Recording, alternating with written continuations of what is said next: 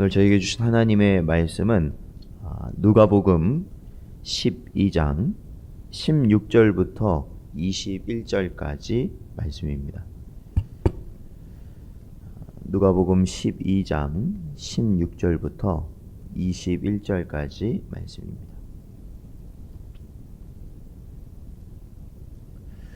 다 찾으셨으면 저희 함께 봉독하겠습니다.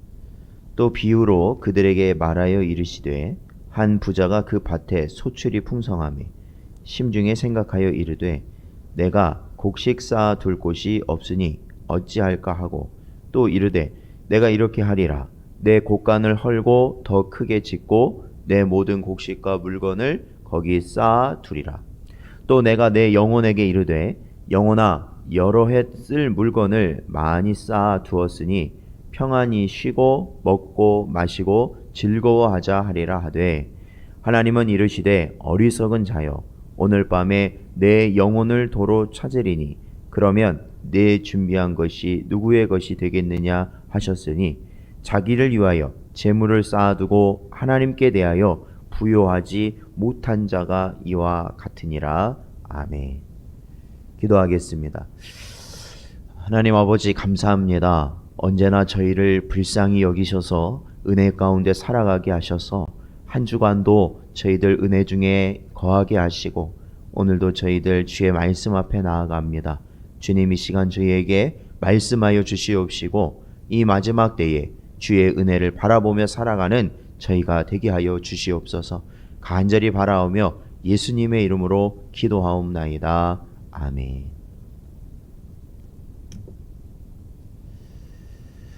오늘 예수님께서는 본문 말씀에 보면 저희들에게 한 비유를 가르치십니다. 한 부자의 비유인데요. 그 전에 보면 이 13절부터 15절까지 이어지는 한 문단이라고 볼 수 있는데요. 그러니까 그 내용이 이어지는 거죠. 오늘 비유와 이 13절부터 15절까지 보면은 어떤 사람이 이거는 이제 비유가 아니라 실제적인 일이었습니다. 자신의 형의 유산을 나와 나눌 수 있도록 예수님께서 말씀해 달라라는 그러한 요청을 하였죠.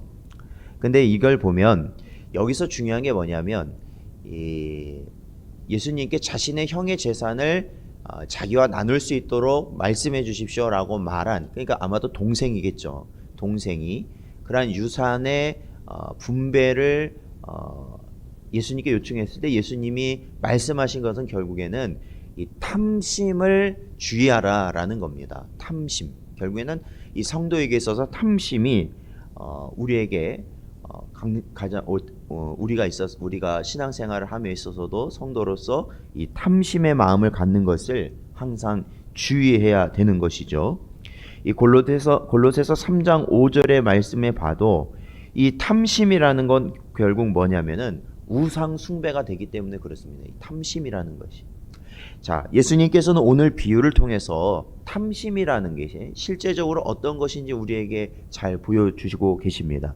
이 16절에 보면은 이 한 부자가 등장하고요. 그 부자는 지금 어떠한 상태냐면은 이 밭에서 나는 소출이 풍성하다. 그러니까 이 농작물이 너무 잘 되다 보니까 그런 것이 너무 이제 소출이 많아지는 거죠. 농작물이 너무 잘 돼서 그 결실들이 많아졌다라는 겁니다. 풍성하였다. 그래서 그가 생각하는 것이 이렇게 많다 보니까 이거를 기존의 창고에는 드리기에는 너무 이 소출이 많기 때문에 새로 창고를 지어야겠다. 새로 창고를 더 크게 지어서 그래야 이 소출들을 거기 넣을 수 있겠구나라는 생각을 했고, 또 19절에 보면 어떤 마음을 가졌냐면 이제 이렇게 넉넉하게 이 소출이 나오고 이것으로 내가 부자가 될 수 있으니까 이제 앞으로는 내가 평안히 살 수 있겠구나.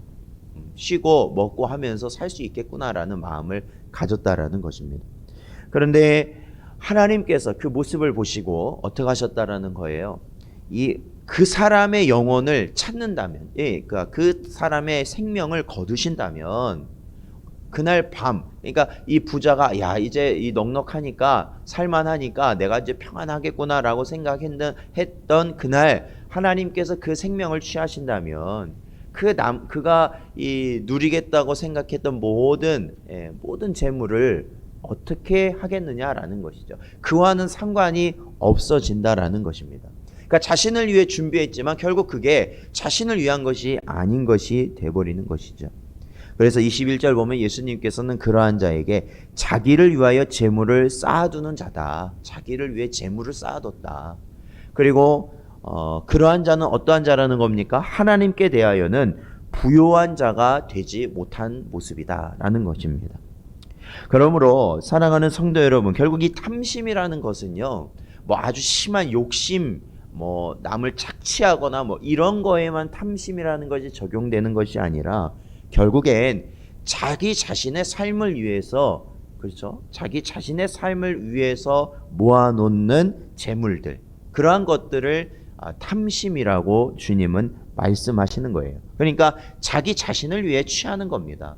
자기 자신을 위해 취하고 자기 자신을 위해 쌓는 것, 그것이 바로 탐심이다라는 것입니다. 그러므로 오늘 21절 본문 말씀 보면 성도는 이 재물이라는 것을 우리가 다룰 때 이것이 나를 위해서, 나를 안정적으로, 아니면 나를 평안하게, 아니면 이 땅에서 무언가를 영위할 수 있기 위하여 이 재물이라는 것이 필요한 것이 아니라 바로 하나님에 대하여 부요한 자가 되어야 한다라는 것입니다. 하나님께서 부요한 자, 하나님께 대하여. 그러니까 그 반대겠죠. 나를 위하여 재물을 취하는 자가 아니다. 그러니까 재물을 취하지 말라는 게 아니라 재물을 취하지만 이 재물이 나를 위하여 취하는 것이 아니라는 겁니다. 이 말씀은 우리가 이 땅이 아니라, 우리를 위해 이 땅이 아니라 하늘의 보물을 쌓으라는 주님의 말씀을 우리가 생각해 볼 수 있습니다. 그것은 좀과 동록이 없고 도둑이 없다고 주님은 말씀하십니다. 그리고 또한 주님은 재물에 대해서 이렇게 말씀하시죠. 그 재물이 있는 곳에 우리의 마음이 있다라는 겁니다. 우리의 마음이 그곳에 있다. 그렇죠? 하나님을 향하여 우리가 이 재물을 하나님을 위하여 사용할 때 우리의 마음은 어디에 있겠어요? 하나님께 있는 것입니다. 그리고 이 재물을 나 자신을 위해 사용할 때 우리의 마음은 어디에 있겠습니까? 항상 나 자신에게 있을 수밖에 없다라는 거예요. 이 재물이요, 그 실제적인 많고 적음이 아닙니다. 자신의 상황 가운데서 정말로 그 재물이 어떻게 쓰이냐가 결국에는 우리의 중심이 어디에 있느냐를 또한 분명히 보여주는 것입니다.